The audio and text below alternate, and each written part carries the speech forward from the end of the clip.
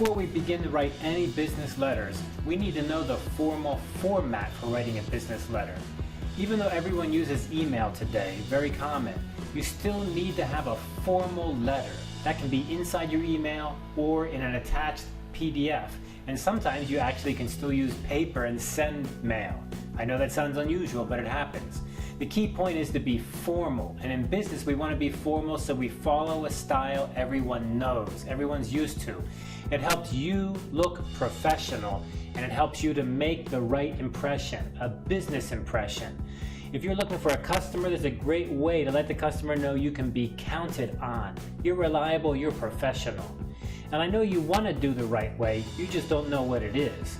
So let's just jump right into it and learn what are the important pieces and parts of a business letter that you need to follow. The good thing is your QBL software will help you do almost all of this.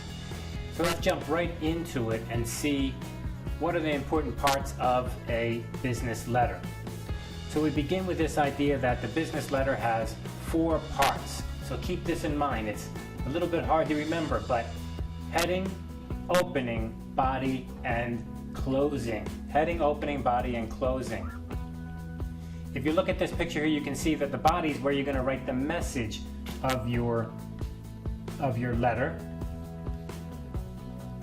Also think of an email. When you write an email, it has mostly body. The heading is going to be you. This is your information. And the opening is going to be the receiver information. So this is who is this going to? The receiver. Who is it to? And up here is who is it from? So keep that in mind, right? From, heading, to, opening, and closing, again, is from, where you sign your name, right? That's easy to remember. So you begin the letter, formal letter, with from, and you end the formal letter with who it's from. And then in between, you've got this to information. And right in here is the content, the body. And that body is going to be your main point. That's what we're going to learn about in all of our other lessons. When we look up at the heading, what do we see? We can see that we have something like this, which will be the company's name, address, and telephone number. Let's just take a quick look at this because I think we get confused about how this is formatted in different countries.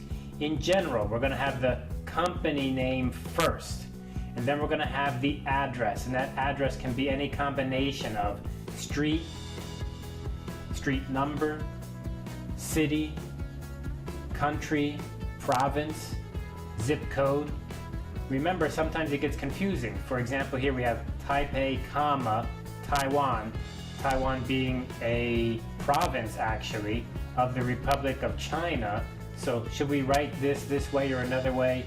It does get awfully confusing very fast. But the important thing to remember is watch out just for that kind of idea. Company, then address, and then down here's the contact information, which could include things like telephone number, fax number, email number, website information, etc. Now, the next part we come to is the date line.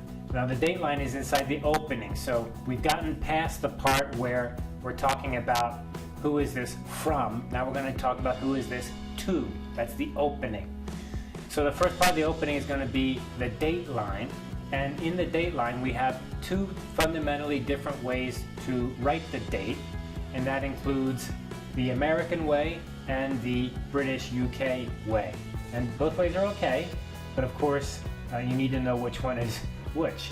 So the American style is month, and then the day, so month, day, and then year. And there's a comma right after day. And I want you to pay attention to this. It's so confusing. So if this is the day 4, you need a comma here. Please watch out for that right there. We're going to talk about this a lot. Before a comma, no space. No space before a comma. After a comma, you have 1 space. 1 space always after a comma. Keep that in mind. So that's the American way. What about the British or European way? First, we have the date, the day of the month, then we have the month, and then we have the year, and there's no commas in there at all. So those are the two different ways. The next part of the opening is a special notation. You may have something that's secret or personal or confidential, and you can just write that there, and it's all caps. It's all in capital letters to let the person who's receiving it know that something important is happening there. Okay, now we're going to write who's this letter to. This is the receiver. So when we look at the receiver, we can see here that we have different parts of the address. First of all, we're going to have who is this to, the person, the actual receiver. Then we're going to have the company that it's going to be to. So there are many ways to write a person's name, but it is important to try to get a person's name. Lots of times people send an email or a letter and they don't even include the person's name, but in this part of the opening of your letter, it's very important to have a receiver. That's much more professional than no receiver. So here we have some examples, and you can see this inside your QBL program. There are examples to help guide you along. Just click on the help area and a little yellow help will pop up and give you many examples of how to do this. Next part is the actual address. So here we have the company's name, and then the street address, and then the country. So don't forget that this is the general format. Now, of course, each country has a different method or a different way to do their addressing. So you just need to follow an example from there. But in general, this is the way it is. The person, then the company, and then the street address, city, and last would be country.